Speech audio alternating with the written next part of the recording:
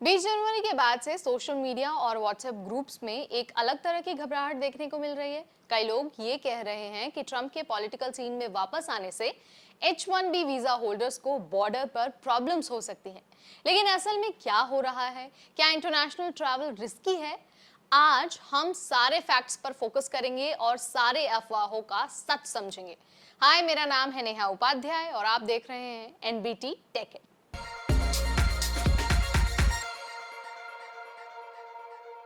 जैसे ही ट्रंप ने political arena में वापस एंट्री ली, कई H1B वीजा होल्डर्स के मन में एक सवाल उठने लग गया। सवाल ये कि क्या मुझे यूएस वापस जाने में दिक्कत होगी?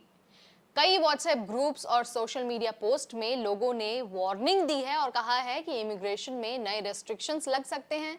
कई सारे एम्प्लॉयर्स भी ऐसे हैं जिन्होंने अपने एम्प्लॉयज को ट्रैवल अवॉइड करने का सजेशन दिया है।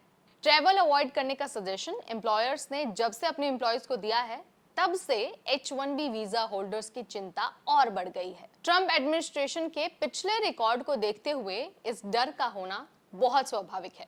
पहले भी वीजा रेस्ट्रिक्शंस और सडन पॉलिसी चेंजेस देखे गए हैं, लेकिन अभी तक किसी भी ऑफिशियल की तरफ से इस तरह की चीजें नहीं आई हैं सामने कि H1B वीजा होल्डर्स की एंट्री को बैन किया जाएगा या फिर यूएस में उनकी दोबारा एंट्री में प्रॉब्लम हो सकती है।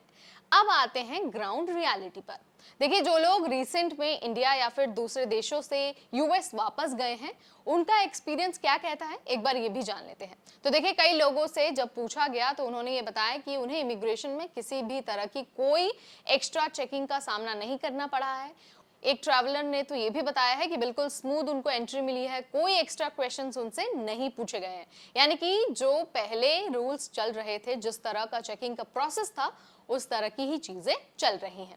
वहीं एक और ट्रैवलर हैं जिन्होंने ये कहा है कि उनके और उनकी बहन के अलग अलग एयरपोर्ट से आने के बावजूद इमिग्रेशन प्रोसेस बिल्कुल नॉर्मल रहा है। यानी कि कोई भी हर्डल उनके सामने नहीं आया है जब वो ट्रैवल करके वापस यूएस आए हैं तब।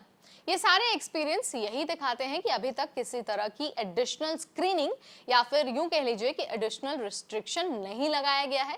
H1B वीजा होल्डर्स जो कि वैलिड वीजा और डॉक्यूमेंट्स के साथ ट्रैवल कर रहे हैं, उनको किसी भी अनयूजुअल परेशानी का सामना नहीं करना पड़ा है। लेकिन हाँ, जिन लोगों के पास प्रॉपर डॉक्यूमेंट्स नहीं है या फिर उनका वीजा एक्सपायर हो गया है, उनसे इमिग्रेशन के दौरान कई सारी चीजें पूछी जा रही हैं। लेकिन जिनके पास प्रॉपर डॉक्यूमेंट्स हैं, जिनका वीजा अभी एक्सपायर नहीं हुआ है, उन्हें किसी भी तरह के रिस्ट्रिक्शन का सामना नहीं करना पड़ा है। तो हम तो आपको यही कहेंगे कि सोशल मीडिया पर जिस तरह की चीजें आ रही हैं, आप उनको कंज्यूम करने से पहले एक बार क्रॉस चेक जरूर कर ले। आपको रिलाय करना है यूएस की जो सरकारी वेबसाइट है उन पर, या फिर जो ट्रस्टेड न्यूज एजेंसीज हैं उनकी खबरों पर ही आपको रिलाय करना है। अगर कोई भी सोशल मीडिया पर इस तरह की बात कहता है तो आपको उस पर ध्यान नहीं देना है। और हाँ, अगर आप ट्रैवल प्लान कर रहे हैं तो यूएस एम्बेसी और जो कॉन्सुलेट है उसकी ऑफिशियल वेबसाइट्स चेक करते रहें।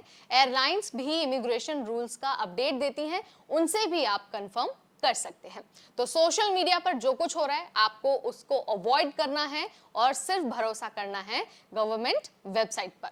तो आप इसके बारे में क्या सोचते हैं? Let me know in the comment section.